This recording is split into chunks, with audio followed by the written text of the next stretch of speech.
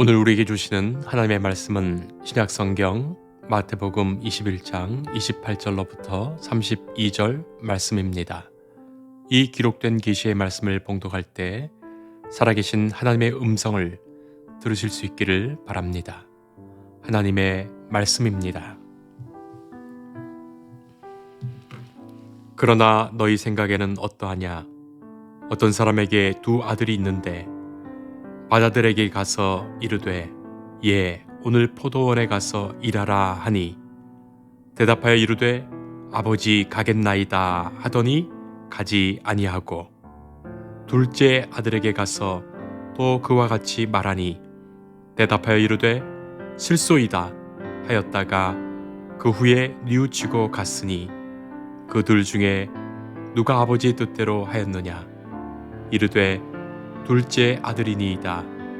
예수께서 그들에게 이르시되 내가 진실로 너희에게 이르노니 세리들과 장녀들이 너희보다 먼저 하나님 나라에 들어가리라.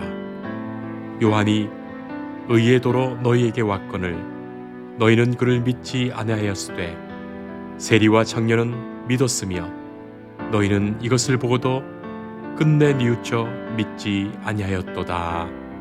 아멘. 성도 여러분, 한 주간 평안하셨습니까? 하나님의 은혜 중에 지켜주시고 함께 하시기를 기도합니다. 이런 재미난 이야기가 있습니다. 한 신부님이 시골길을 여행하는 차를 타고 가시는데 참 공교롭게도 두 수녀님 사이에 앉게 됩니다. 오른쪽에는 조금 뚱뚱하고 조금 못생기신 수녀님, 왼쪽에는 조금 날씬하고 예쁘신 수녀님. 버스가 오른쪽으로 기울 때마다 사탄아 물러가라 마음속으로 기도하셨고, 또 왼쪽으로 기울 때마다 주여 뜻대로 하옵소서 했다는 그런 이야기입니다. 우리 그리스도인들은 다 하나님의 뜻, 아버지의 뜻대로 살기를 원하지요. 그 뜻 이루며 살기를 원합니다. 지금 이 말씀을 들으시는 분들도 그 마음으로 말씀 들으실 것입니다. 예수님의 주기도문을 보면 아버지의 뜻이 하늘에서와 같이 땅에서도 이루어지게 하옵소서 하는 기도문이 있습니다. 예수님은 아버지의 그 뜻을 위하여 사셨어요. 하늘에서 아버지의 뜻이 이루어지는 것처럼 이 땅에서도 아버지의 뜻이 이루어지기를.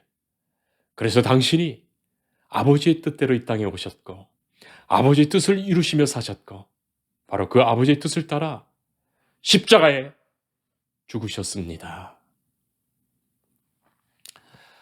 예수님께서는 우리들도, 우리 성도들도 예수님처럼 아버지의 그 뜻을 따라 사는 아버지의 자녀가 다 되기를 바라십니다. 성도 여러분, 아버지의 뜻입니다.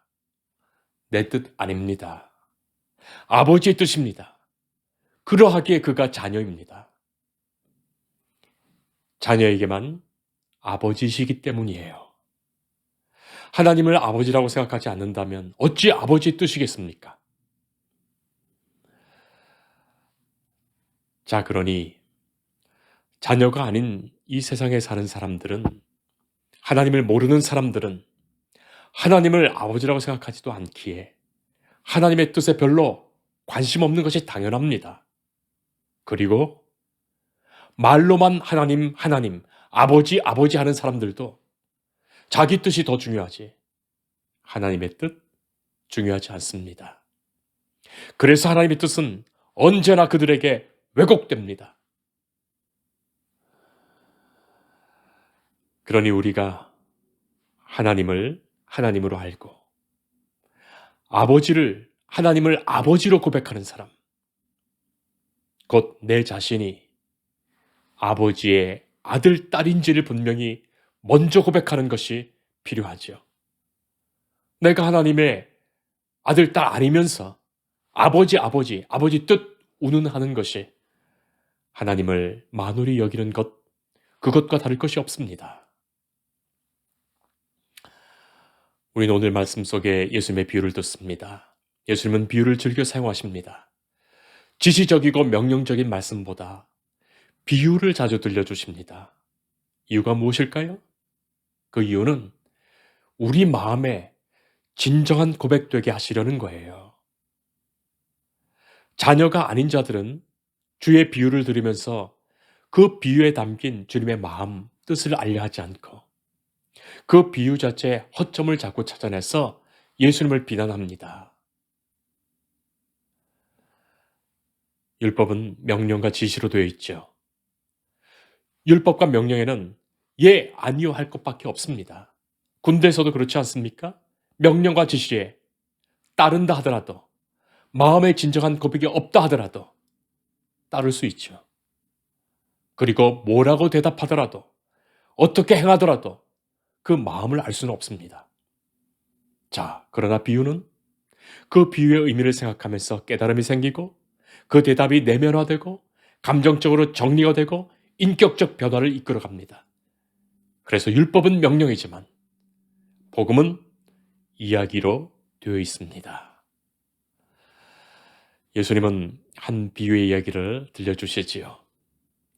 자, 어떤 아버지에게 아들이 둘이 있습니다. 두 아들에게 다 아버지가 포도원에 가서 일하라 말하지요. 맏아들은 대답합니다. 네, 가겠습니다. 아버지가 얼마나 기쁘셨을까요? 대답 잘했으니 말이지요. 아버지는 그 아들이 대견해 보였을 것입니다. 다른 사람들의 눈에도 그 아들이 훌륭해 보였을 것입니다. 자, 문제는 그 아들은 가지 않았습니다. 맏아들은 아버지에게 대답은 그렇겠지만 가지 않았어요. 아버지의 마음은 아픕니다. 그러나 다른 사람들은 그것 모르기 때문에 아들이 간다고 대답했으니까 그 아들이 어련히 알아서 잘 갔거니 생각하며 기특하게 생각하고 효자라고 생각했을 것입니다.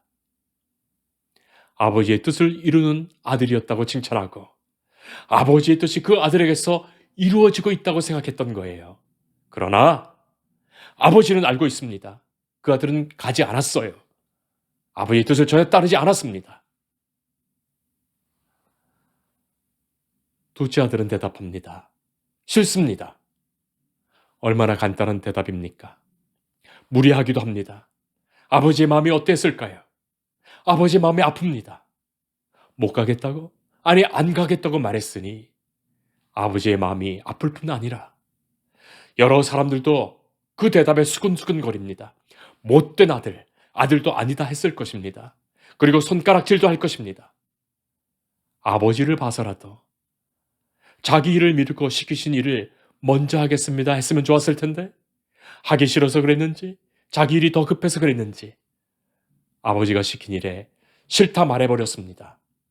아버지의 마음은 섭섭합니다.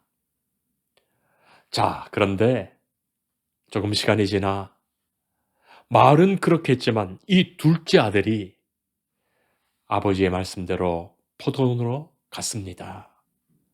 나중에 알고 보니까 이 둘째 아들이 와서 일했다는 거예요.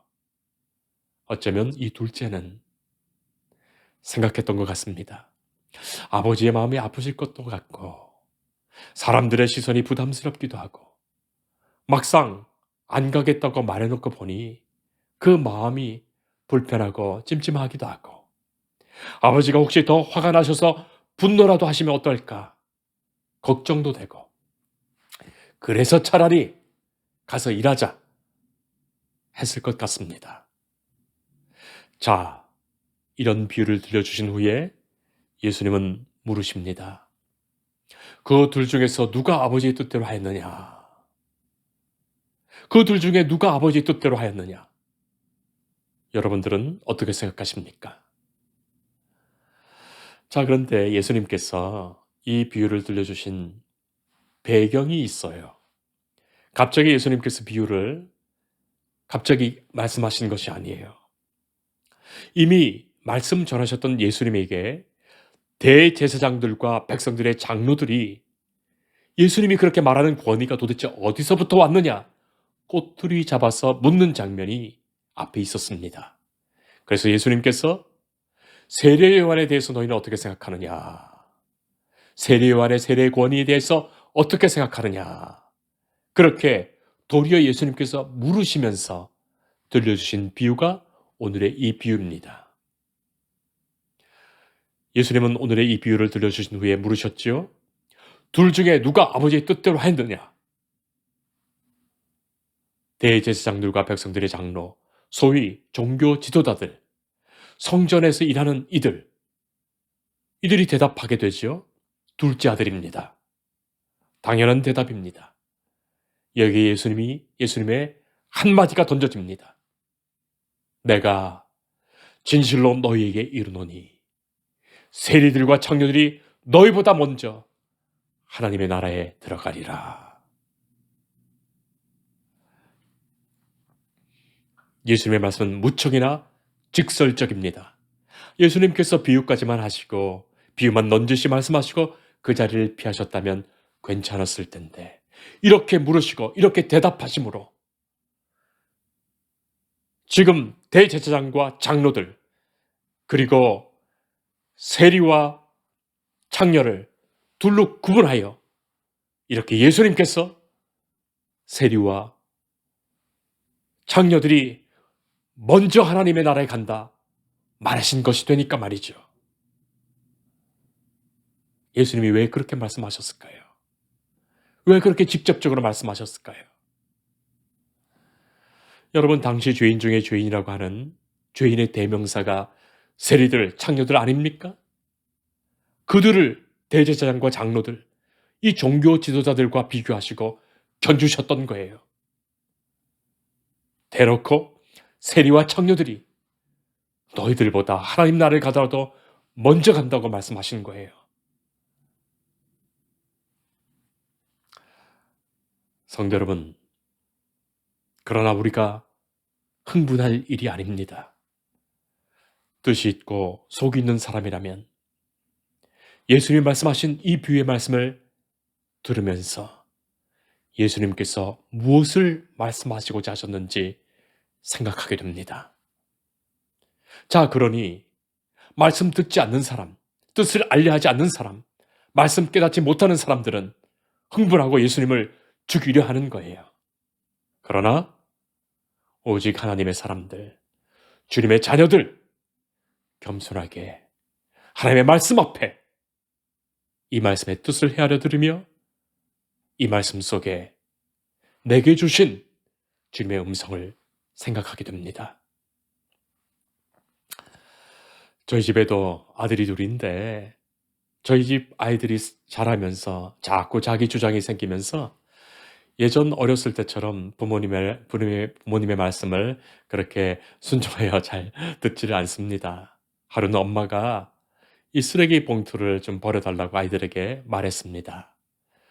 예전에는 금방 그런 말씀을 듣고 좋아했는데 좀 컸다고 그런지 싫어하는 거예요. 둘째 아이가 아니 왜 그런 걸 자기에게 시키냐고 투덜거렸어요. 이런 변명 저런 변명을 다 합니다. 다리가 아프고 지금 방금 농구하고 돌아와서 힘도 들고 하기 싫다 말하고는 자기 방으로 들어가 버렸어요. 그런데 그러더니 한 20분 후에 슬그머니 나오더니 이 쓰레기 봉투를 들고 내려갑니다. 그런데 가면서 한다는 말이 말 안 듣는다고 할까봐 에이 차라리 버리고 오자. 내 마음이라도 편해야지. 그렇게 말하면서 내려갑니다.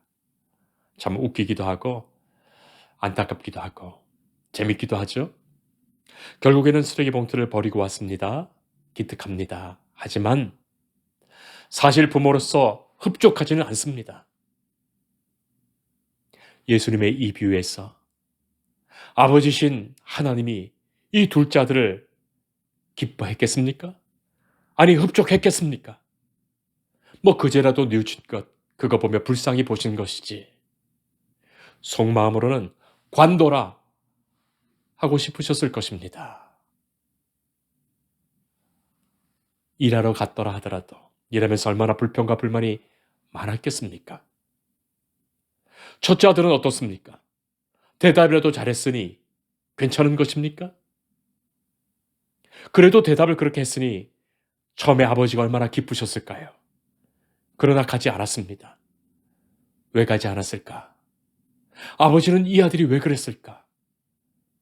이해하려고도 하셨고 혹시 어쩔 수 없는 일이 생기지는 않았을까? 아버지는 많은 생각하셨을 것입니다. 그러나 결과적으로 그 아들은 뜻대로 행치 않았습니다. 결국에는 뜻을 저버렸습니다. 그런데 문제는 자기가 무엇을 잘못했는지도 모른다는 거예요. 사람들이 다 그 아들을 칭찬하고 효자라고 말하니 말이죠. 저는 말씀드립니다. 셋째 아들이 하나 더 있었으면 좋겠습니다. 기꺼이 예 하며 대답하고 이왕이 하는 것 즐거운 마음, 기쁜 마음으로 아버지의 일이 곧 나의 일이다 생각하면서 말씀하신 그대로 따르는 아들 말이죠.